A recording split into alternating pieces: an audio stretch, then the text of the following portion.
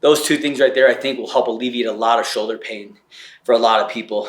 I wish I would have thought about this more while I was competing, because I didn't do a whole lot of isolation bodybuilding movements where I really think I could have benefited from doing these and removing some of those weaknesses that I had and some pain that I had from working out. So.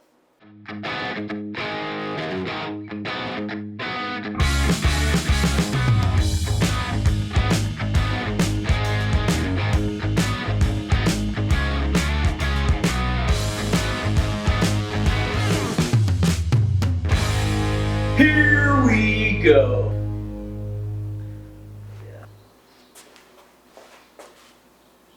Have you ever injured your shoulder?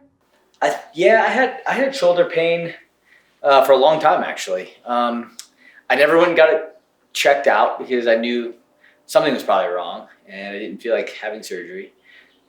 And you know, you can always kind of work around when it's just pain. It wasn't like stopping me from doing anything. I just had a little bit of discomfort in the shoulder. So it was like, I knew something was probably a little wrong, but I was like, I'm not going to go to a surgeon or go to the doctor. While you were competing? Yeah, while I was competing. And I really felt like it happened when I was, after the strict muscle up workout from I believe that was 2016. I remember training those strict muscle ups, and that was when I felt like after that, I had a ton of shoulder pain. And so, yeah, it took me until a couple of years ago finding those balboas and bringing back in lateral raises and rear delt raises, lateral raises, and that has really alleviated a lot of my shoulder pain. So, have you ever had any shoulder mobility issues? No, my shoulders have always been pretty mobile. I can, but I did a lot of good stretching with them. A really good way to open up your shoulders, we'll go through it right now. Getting a roller of some sort, foam roller or whatever. This is a little harder than a foam roller. And then getting the top of the back. What I'll do is I'll kind of reach here, but I'm trying to reach behind my ears and keeping them long. And so then I'll roll down, I'll kind of come up and roll into that position.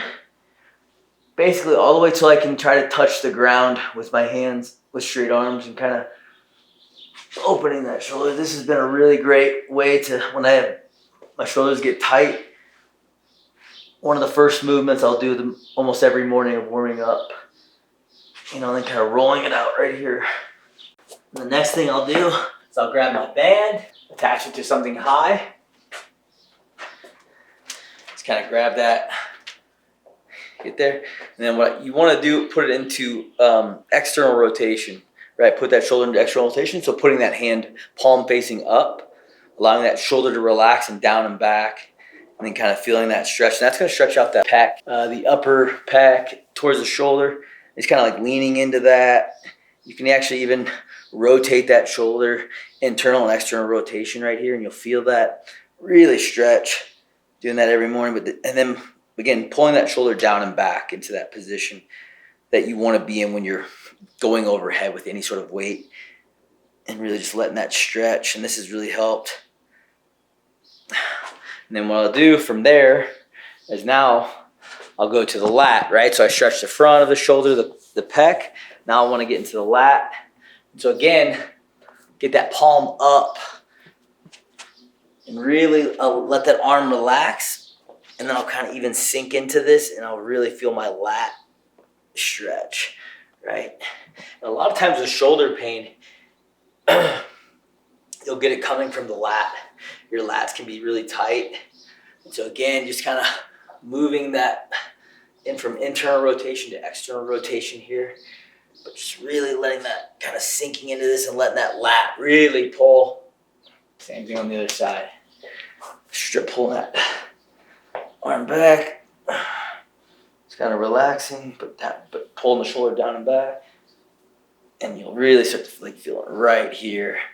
What happens is, right, when we do a lot of bench press, which I do, that pec gets tight, gets short, pulls that shoulder forward. So really opening that up. And the last one I do is now just kind of letting it get overhead.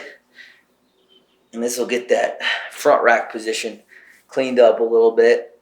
right? But again, just kind of letting it pull back and let that elbow pull. This will really push that mobility of getting those elbows high for that rack position if you're doing front squatting, clean and jerks, anything like that. I'll show another way to hit this really good. What I'll do is I'll kind of step here, kind of put those elbows in that front rack position, and then just kind of push your head through the hole here and allow those shoulders to come back. Favorite way to open up your shoulders is with a lacrosse ball. There's actually a lot of different things that we can do here. So you take the lacrosse ball here and just kind of relax it right into this upper pec. And then I'm just gonna work it through some range of motion, right?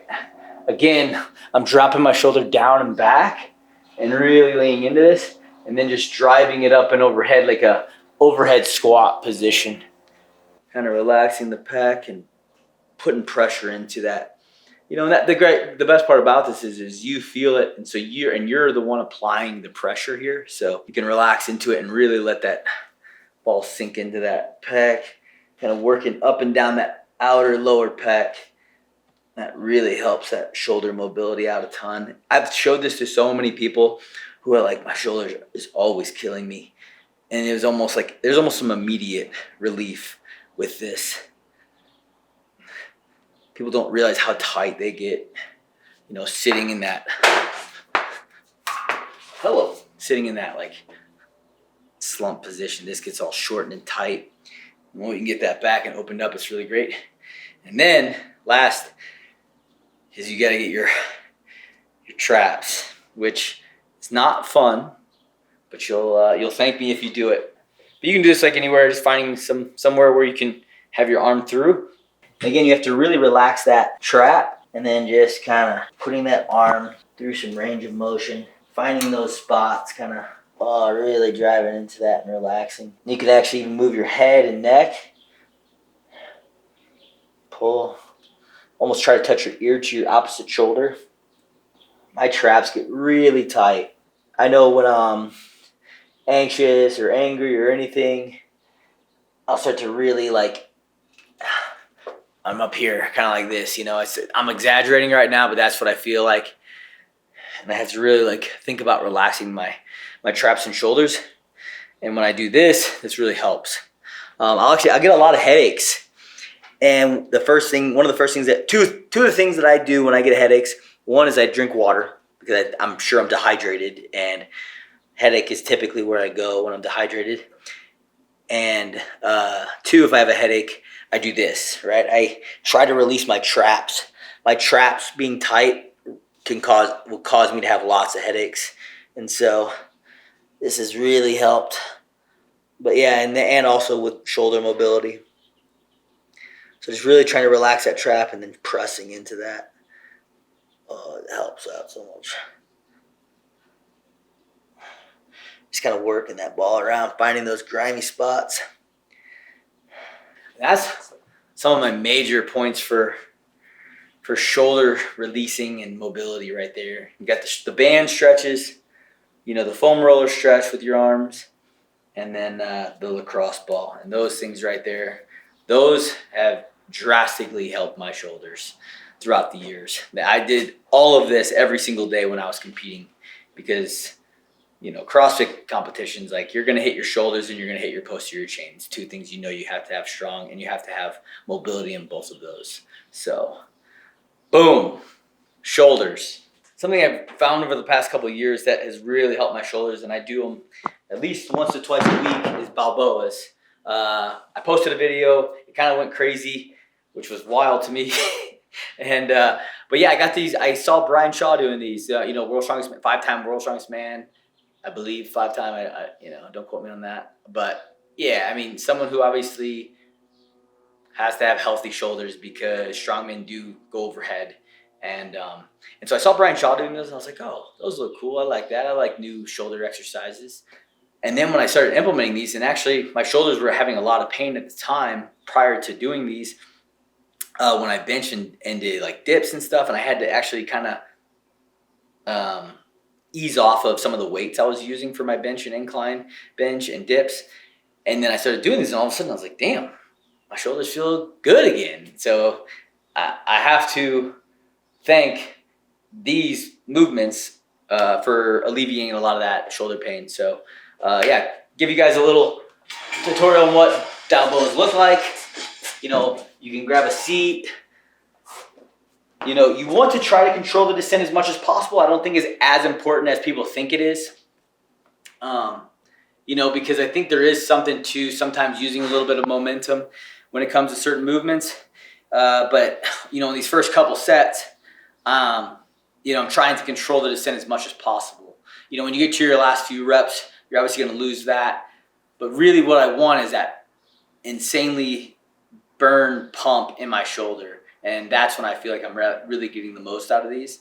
But really all you're doing, right, is you're letting your arms hang and kind of like hanging and forward. So you're trying to stay out of your traps as much as possible. I know it's not the easiest, it's easier said than done, but letting those arms hang and shoulders hang, you know, and then you're basically just doing a front raise, but your arms kind of bent at a 90, right? So you look like Rocky Balboa at the top of the stairs. Is that where the name comes from? I believe that's what it is, yeah. It takes me to about 15, 16 to get that really good burn. You make really cool faces while you do it.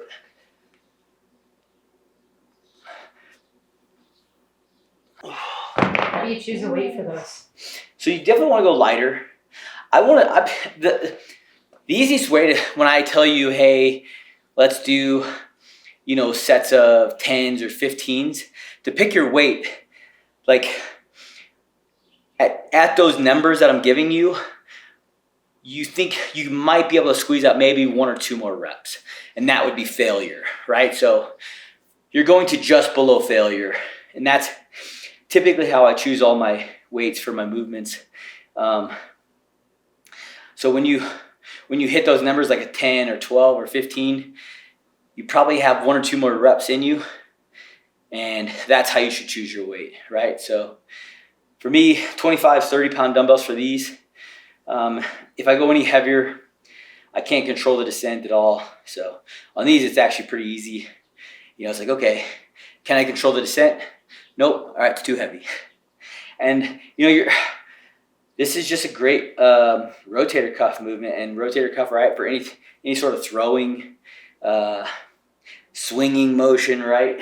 You're gonna have some rotator cuff in there, and it's something we don't really train that often, unless you're a kid or playing a sport, some sort of throwing sport. So the saying that we always said, right, weak things break, right? So what I've come to realize is I typically have pain in areas that either I'm not working, and so they're weak, or I worked really hard and they get shut off and I didn't deactivate them, right? And so, or I'm sorry, reactivate them, not deactivate them. So like sometimes muscles will get shut down, right? Because they've been worked so hard, so your muscles will kind of turn off. Well, you have to turn them back on, or something's gonna have to compensate for that lack of muscle firing.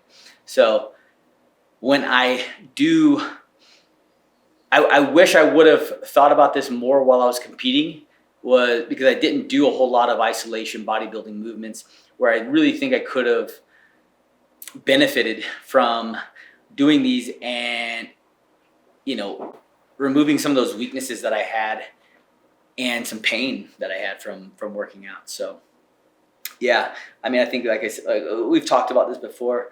We can learn so much from so many different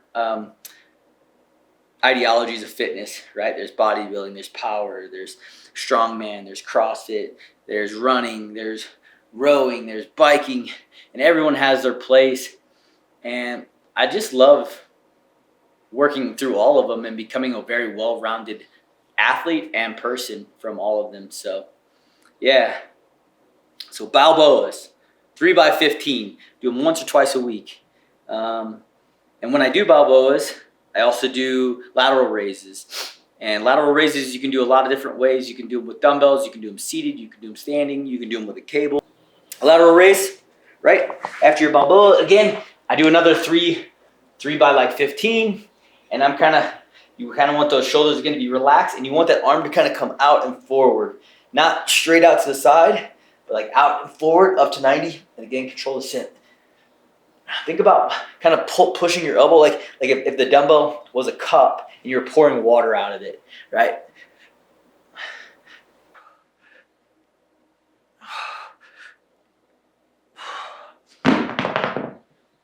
So yeah, I like to change it up. One week I'll do dumbbells. Other weeks I'll do the cable machine. So this is the Rogue CT 1x2. So I believe it stands for Rogue Cable Tower. It has the 2 pulley system, which I really like, because then you can do single arm or double arm at the same time, and go down to rows. You can pull up, do lat pull downs. You can do tricep pull downs, curls. You can. I have these ankle cuffs, and I do a lot of actually leg extensions with these. But yeah, back to shoulders. So if you want to switch it up, right, for your lateral raises, right? Now you have a cable. You can definitely control this a lot better, right? Again, kind of getting that lean, getting that shoulder nice and relaxed, so you're not hitting that trap as much, right? You know, as bodybuilders realize, there's 3 parts to the shoulder. There's the front delt, the mid delt, and then the rear delt, right? And they focus on all 3 of them separately, which, you know, that's good. And then also, you know, just having good shoulder strength. But there's a couple different ways you can hit that rear delt. And again, hitting the rear delt has really helped me with bench pressing and obviously any shoulder press. Just activating that rear delt muscle and getting that thing firing. You'll see some guys who just don't have that rear delt muscle very developed. And like I said, weak things break. And so we want to hit all aspects of it. It's something I've definitely started implementing as of recent. So there's a couple different ways we can do it. And here I'll show you guys. So the seated rear delt lateral raise was one of my favorites. And I like to do it single arm. So I hold both dumbbells, and then basically it's a lateral raise, but you just pull your chest forward and pull the shoulder down, like shoulder almost out to the side, and I rotate the dumbbell, and I really feel that rear delt engage going until that thing starts to go on fire. Another great one for your rear delt is your face pulls. I started doing these again pretty recently, and I really like them. I definitely just feel the whole upper back and shoulder activate, which, you know, sometimes you're like, you know, how do I hit that muscle group, right? And as CrossFitters, you know, being in that front rack position for cleans, front squats, goblet squats, you know, heavy deadlifts, that upper back needs to be strong. Because if your upper back breaks down, right, you get rounded and get forward, and now you're letting the weight pull you forward, which is typically out of position. So, face pull. You know, if you don't have a cable machine, you can use bands to do this. But having this is awesome. The rope is what I come to find I like the most, because I have a different strap. Had this, and I felt like I couldn't get it as activated as when I have the rope. I got these from Phil Heath, is where it kind of reminded me of doing these movements, and Phil Heath is a bodybuilder, so yeah. I kind of lean, and I basically just grab the ends with my fingers, and I literally just try to pull my elbows back and try to pull this metal piece right to my face, right? Again, doing about 15 is when I really start to feel that burn.